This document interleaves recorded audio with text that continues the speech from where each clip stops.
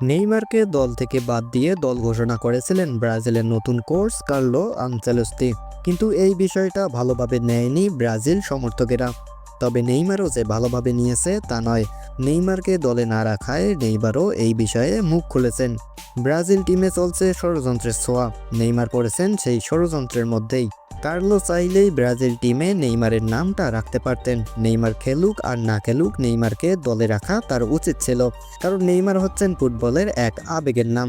কিন্তু কার্লো একবারে নেইমারকে বাদই দিয়ে দিলেন। অন্তত নেইমারের নামটা রাখা উচিত ছিল ব্রাজিল দলে। নেইমারের বাদ পড়া ছাড়া তার প্রথম দলে আলোচিত ঘটনা ক্যাসেমিরোর ফেরা।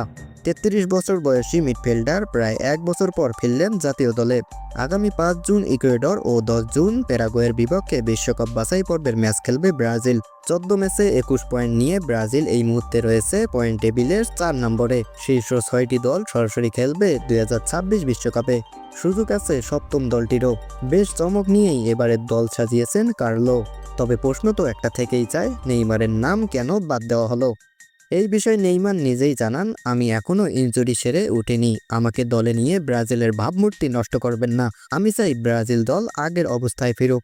ইনজুরি থেকে সেরে উঠলেই আমি জাতীয় দলে আবার যোগ দেব। নেইমারের সাথে এই রকম কথা হওয়ার পরই কার্লো দল থেকে নেইমারের নাম বাদ দিয়ে দেন। এবারের খেলা দেখার জন্য অতি আগ্রহে রয়েছে পুরো ফুটবল বিশ্ব, কারণ নাম করা একজন কোচ, আগের প্লেয়ার ফিরে আসা সহ নানা চমক রয়েছে ব্রাজিল টিমে। দর্শক, ব্রাজিল ফ্যান হয়ে থাকলে চ্যানেলটি সাবস্ক্রাইব করে অবশ্যই সাথেই থাকবেন।